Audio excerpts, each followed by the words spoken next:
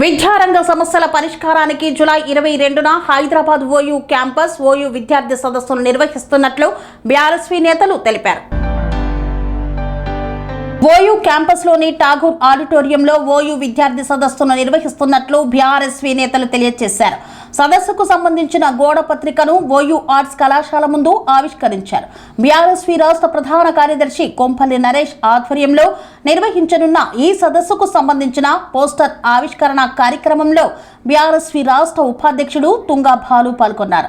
ఈ సందర్భంగా ఆయన మాట్లాడుతూ కాంగ్రెస్ ప్రభుత్వం అధికారంలోకి వచ్చి 30 నెలలు గడిచినా విద్యార్థుల సమస్యలను పరిష్కరించడంలో పూర్తిగా విఫలమైందని విమర్శించారు. ఫీజు రియంబర్మెంట్, స్కాలర్షిప్ బకాయిలను విడుదల చేయకపోవడంతో విద్యార్థులు తీవ్ర ఇబ్బందులు ఎదుర్కొంటున్నారని ఆవేదన వ్యక్తం చేశారు. తక్షణమే పెండింగ్ బకాయిలను విడుదల చేయాలని ప్రభుత్వాన్ని డిమాండ్ చేశారు. విద్యార్థుల సమస్యల పరిష్కారానికై జూలై 22న ఠాగూర్ ఆడిటోరియంలో జరిగే విద్యార్థి సదస్సుకు పెద్ద ఎత్తున విద్యార్థులు, విద్యార్థి నాయకులు హాజరై విజయవంతం చేయాలని పిలుపునిచ్చారు.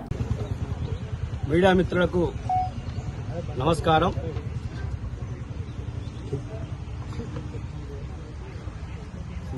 నమస్కారం.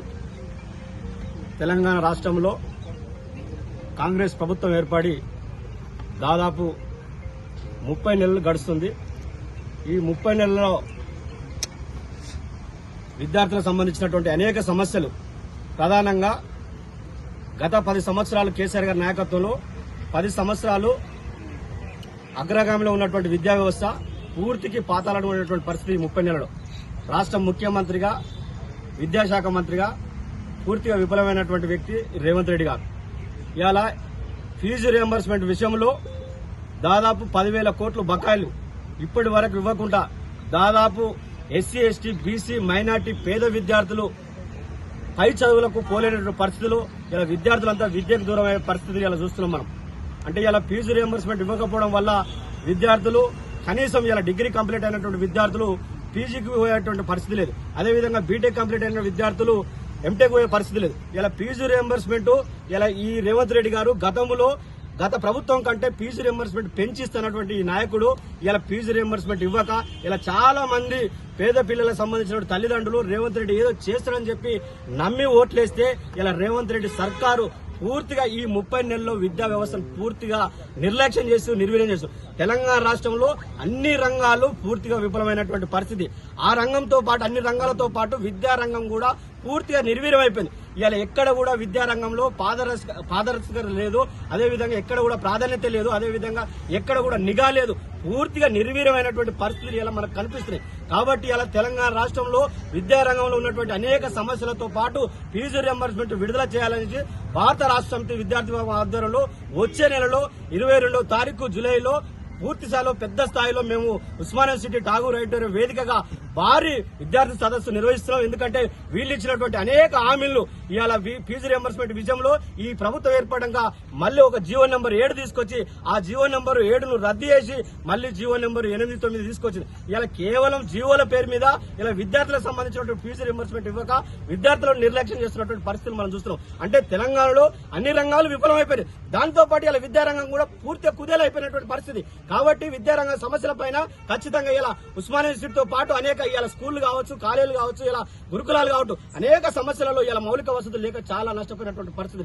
దానితో పాటు ఇలా ఫీజు రియంబర్స్మెంట్ ఇలా ఎంతో మంది విద్యార్థులు, చాలా మంది విద్యార్థులు రోడ్డు మీద పడే పరిస్థితి. కాబట్టి ఖచ్చితంగా పాత బకాయిలు ఏదైతే 10,000 కోట్లు ఉన్నాయో వాటి ఇచ్చేంత వరకు కూడా భారత రాష్ట్ర సమితి విద్యార్థి విభాగం ఆధ్వర్యంలో ఖచ్చితంగా రానున్న రోజులు చాలా కార్యక్రమాలు తీసుకున్నాం. దానిలో భాగంగానే వచ్చే నెల 22వ తారీఖు ఇలా ఠాగూర్ ఆడిటోరియం వేదికగా చాలా మంది విద్యార్థులంతా కూడా తరలి రావాలి. ఎందుకంటే ఇలా విద్యా వ్యవస్థలో చాలా సమస్యలు ఉన్నాయి. కాబట్టి ఆ సమస్యలన్నీ పరిష్కారం కోసం ఖచ్చితంగా రానున్న రోజుల్లో మనం కార్యక్రమాలు తీసుకుంటాం.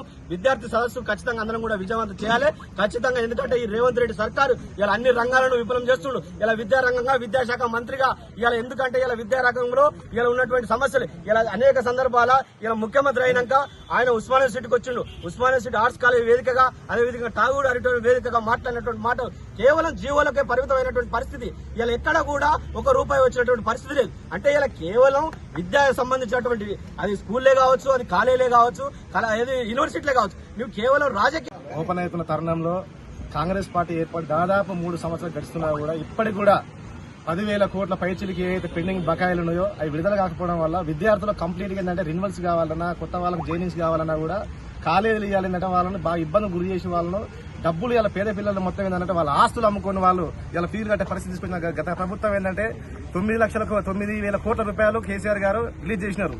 ఈ 2.5 ఏళ్లలో 10,000 కోట్లు ఏదైతే పెండింగ్ లో ఉన్నాయో ఇప్పటి వరకు కూడా కనీసం ఒక్క రూపాయి కాకుండా మన దీనికి కొత్త విధానం తీసుకొచ్చిండు. ఫస్ట్ అప్లై ఫస్ట్ రిలీజ్ ఏందండి. ఎప్పుడు అప్లై చేసినా కూడా ఒకేసారి రావాలి, అందరూ ఒకటే విద్యార్థులు. ఫస్ట్ అప్లై అంటే నువ్వు మొత్తం సంవత్సరం మొత్తం ఓపెన్ పెడతావు, వెబ్సైట్ పెట్టావు కదా. కాబట్టి ఏమంటున్నాం అంటే ఈ విద్యారంగ సమస్యలపైన ఏ విధంగా అయితే ఎన్ని లోటుపాట్లపైన అన్ని సమగ్రంగా మేము నిపుణులతో మాట్లాడుకొని మా ప్రొఫెసర్లతోని సీనియర్ నాయకులతోని అన్ని క్రోడీకరించుకొని జూలై 22న ఠాగూర్ ఆడిటోరియంలో పెద్ద ఎత్తున మేము మీటింగ్ ఏర్పాటు చేస్తా ఉన్నాం. ఈ మీటింగ్ లో భాగంగా వారం రోజుల పాటు షెడ్యూల్స్ మన తమ్ముళ్ళు మొత్తం బీఆర్ఎస్ నాయకులు మొత్తం ప్రతి కాలేజీ ప్రతి పిల్లగాన్ని అందరు టచ్ అయ్యి 1 వీక్ ప్రోగ్రామ్ ఉంటుంది. తర్వాత మళ్ళీ యూనివర్సిటీ మొత్తం పాదయాత్ర కూడా ఉంటుంది. ఎన్ని షెడ్యూల్స్ మొత్తం పూర్తి చేసుకుని 22 తారీఖు రోజు పెద్ద ఎత్తున సభ నిర్వహించబోతా ఆ సభకు కేటీఆర్ గారు రాబోతా ఉన్నారు. విద్యార్థులు భారీగా పాల్గొని విజయవంతం చేయాలని చెప్పేసి మనవి. జై తెలంగాణ, జై కేసీఆర్.